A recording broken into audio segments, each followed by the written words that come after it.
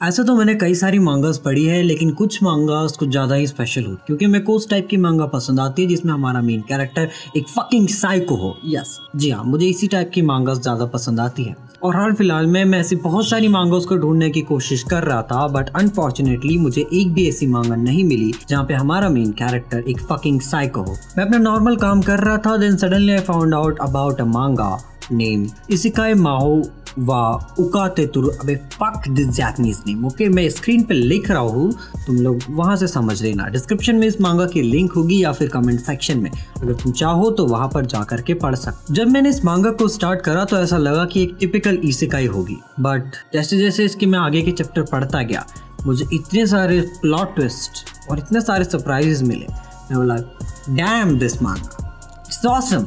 So what is up everybody? I hope you all are doing great। और मैं आज फिर से आ गया हूँ एक और मांगा का रिव्यू करने, बिकॉज आई लव मांगास। और आज मैं इस जापानीज मांगा का रिव्यू करने वाला हूँ जो कि मुझे बहुत ज्यादा पसंद आई। So without wasting any time, let's get started।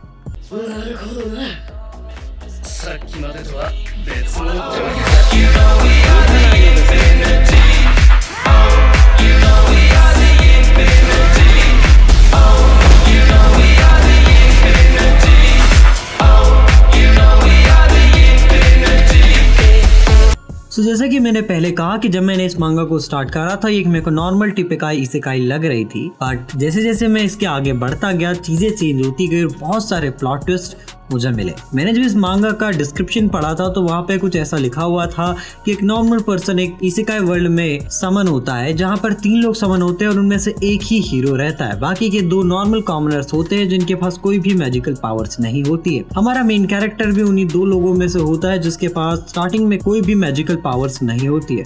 लेकिन यहीं पे हमारा आ जाता है प्लॉट ट्विस्ट, जो कि मैं तुम लोगों को नहीं बताऊंगा। If you want you can read the fucking मांगा। हमारा मेन कैरेक्टर को बोला जाता है एज ए नॉर्मल इसेकाई मांगा कि डीमन लॉर्ड ने इस वर्ल्ड पे अटैक कर दिया है और हीरो सामा को इस वर्ल्ड को बचाना है। सो एक नॉर्मल पर्सन अगर मैं वहां होता तो एक रियलिज्म होता कि वाई मैं क्यों जाऊं उसको बचाने, मैं क्यों बचाऊं इस वर्ल्ड को, जस्ट मेरे को अपने वर्ल्ड में वापस भेज दो यार। हमारा मेन कैरेक्टर की सिंपल और रियलिस्टिक बात यही रहती है कि बस मुझे मेरे वर्ल्ड में वापस भेज दो, क्योंकि मैं डीमन लॉर्ड से नहीं लड़ना चाहता। चाहे तुम कितनी स्ट्रांग हो भाई, लेकिन तुम एक 100 of thousands ऑफ लोगों की डीमन आर्मी से लड़ने जाओगे, वो भी अकेले। हमारे मेन कैरेक्टर सिंपल फंडा रहता है, फक दैट शिट, मेरे को नहीं जाना। जी हाँ, वो किंग के सामने चिल्ला चिल्ला के यही बोलता है कि मुझे वहां पर नहीं जाना, मुझे नहीं लड़ना उस डीमन किंग से या उन डीमन से। जब ये चीज मुझे फर्स्ट चैप्टर में मिली तो मैंने देखा कि ये तो काफी इंटरेस्टिंग बात हो रही है इस मांगा में। और हमारा मेन कैरेक्टर दूसरे हीरो और एक और लड़की को कन्विंस करता रहता है कि प्लीज डोंट डू दिस, और उसे लगता है कि उसका फ्रेंड मान जाएगा, बट उसका फ्रेंड एक्चुअली नहीं मानता। वो बोलता है कि वो इस वर्ल्ड को बचाएगा।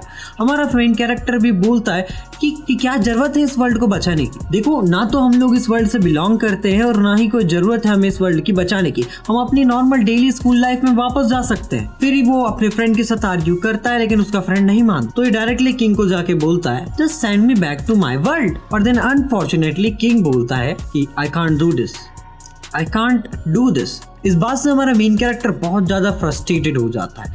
मैंने डिस्क्रिप्शन में ये भी पढ़ा था कि मेन कैरेक्टर को जेल में रखा जाता है, लेकिन अभी तक मैं जहां पर मांगा में हूं मुझे ऐसा भी कोई सिनेरियो नहीं दिखा जहां पर उसे जेल में रखा जाता है। डिस्क्रिप्शन में ऐसा लिखा हुआ था कि हमारा मेन कैरेक्टर हीरो आर्मी के साथ डीमन लॉर्ड्स को मारने के लिए नहीं जाता है तो किंग उसको जेल में डाल देता है, लेकिन मुझे मांगा में ऐसा कुछ नहीं मिला। तो शायद ये कुछ फ्यूचर की बातें होगी जो कि डिस्क्रिप्शन वालों ने नॉवेल से उठा के चिपका दिया। लेकिन जैसे जैसे मांगा आगे बढ़ी मेरे को लगा कि कुछ नॉर्मल फैंटेसी चीजें होगी, like magic thing, doing a harem, and बस यही, और कुछ नहीं। सो मैं तो इसको ड्रॉप करने वाला था बस कुछ 3 चैप्टर्स के बाद में। लेकिन 3 चैप्टर के बाद मेरे को ऐसा एक बम ब्लास्ट हुआ मेरे दिमाग में जब मैं उस मांगा को पढ़ रहा था। एक ऐसा सरप्राइज, एक ऐसा ट्विस्ट, एक ऐसा प्लॉट ट्विस्ट मेरे सामने आया, मेरा पूरी तरीके से दिमाग घूम गया। That our MC is a fucking psycho. Yup, well इस मांगा में थोड़ी बहुत कॉमेडी भी है, थोड़ा बहुत दूसरी चीजें भी है, लाइक हैरम। सो हैरम से बच के रहना थोड़ा सा बस। और ये उन लोगों के लिए मांगा है जिन लोगों को उस टाइप के एमसी पसंद है जो कि फकिंग साइको रहते, कुछ भी करते हैं अपनी नीड्स को कंप्लीट करने के लिए। और हमारा मेन कैरेक्टर भी उन्हीं में से एक होता है जो कि फकिंग साइको और कुछ भी करता है अपनी नीड्स को कंप्लीट करने के लिए।